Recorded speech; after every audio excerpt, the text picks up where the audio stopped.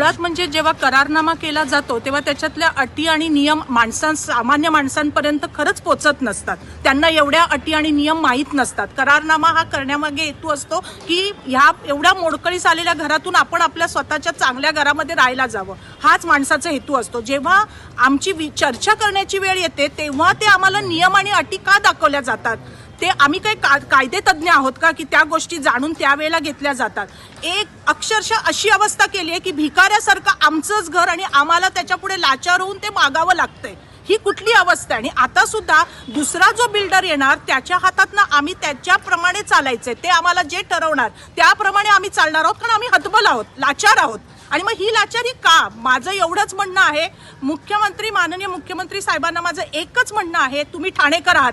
आज ठाण्यातल्या रहिवाशांची जर ही अशी दशा असेल तर आमचं खरोखर मनापासून सगळ्यांचं मागणं आहे एकच की आमच्याकडे खरोखर त्यांनी लक्ष द्यावं. आमची जी ही समस्या आहे ती लवकरात लवकर सोडवण्याचा प्रयत्न करावं. प्रत्येक जण भाडं भरून मुलांचं शिक्षण, घर भाडं ह्यामुळे इतका बेजार झालेला आहे की आता ही शेवटचा निर्णय आम्ही सर्व मताने घेतलेला आहे की आम्हाला कुठलंही विधानसभाही नाही, लोकसभाही नाही, कुठल्याही प्रकारच्या आम्हाला मतदानामध्ये सहभागी व्हायचं नाहीये. रमेश पटेल, मी या बिल्डिंगची सभासद आहे. हे सगळे आमच्या सोसायटीचे सभासद आहेत. आज 8 वर्ष झाली आम्ही घराच्या बाहेर आहोत. 2014ला ॲग्रीमेंट झालंय आणि 2016 साली आम्ही घरं सोडलेली आहेत. बिल्डरने आम्हाला एकही रुपया भाडं दिलेलं नाही आहे. आम्ही आमच्या स्वखर्चाने भाडं भरून बाहेर राहत आहोत. आमची परिस्थिती काय आहे आम्हाला माहिती आहे आणि आम्ही सगळीकडे फिरून आलो. आम्ही आमचे स्थानिक नगरसेवक झाले, आमदार, पदाधिकारी, मुख्यमंत्री साहेब, आम्ही सगळ्यांकडे फेऱ्या मारून झाल्या. शेवटी आता आम्ही कंटाळलो, खूप फेऱ्या मारून झाल्या, पण आम्हाला कुठूनही न्याय मिळत नाही आहे. म्हणून आम्ही आता ठरवलं की आम्ही यावर्षी मतदान करणार नाही आणि जोपर्यंत आम्हाला न्याय मिळत नाही आम्ही पुढची कुठलेही मतदान आम्ही यावेळेला करणार नाही. सगळ्यांनी बरोबर आहे? सगळ्यांचं बरोबर. अगरवाल इन्फ्राटेक मधनं ए असोसिएट ही फर्म होती.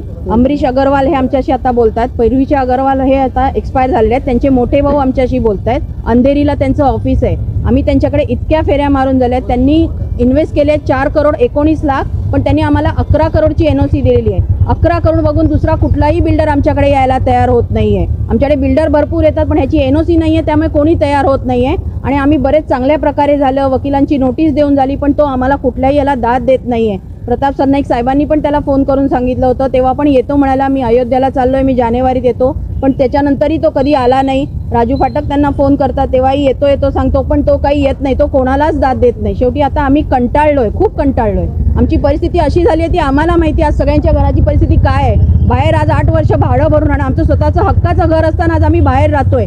या बिल्डिंगमध्ये आम्ही प्रॉपर्टी टॅक्स, पाणी बिल सगळं भरले आणि आमचं स्वतःचं घर असून आज आम्ही बाहेर राहतोय, स्वतःच्या खर्चाने पैसे भरतोय. काय उपयोग आहे? आम्हाला मतदानच नाही करायचं, आम्हाला आमचा न्यायच मिळत नाही, आम्हाला आमचं घरच नाही मिळत आहे, तर काय उपयोग आहे? आमची मागणी अशी काही नाही. जी आम्हाला बिल्डरने NOC दिली आहे ती आम्हाला कमी करून, त्याने फक्त 4 करोड 19 लाख खर्च केलेत आणि तो आता 11 करोड मागतो. 11 करोड बघून कुठला बिल्डर आमच्याकडे तयार होईल?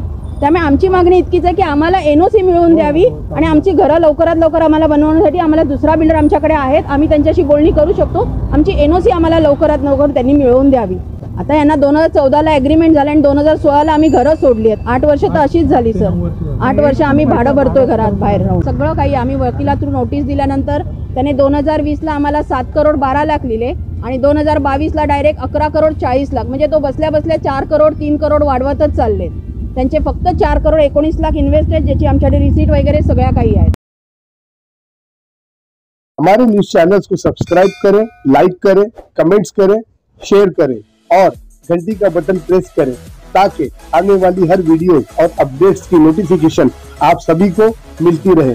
जय हिंद, जय महाराष्ट्र।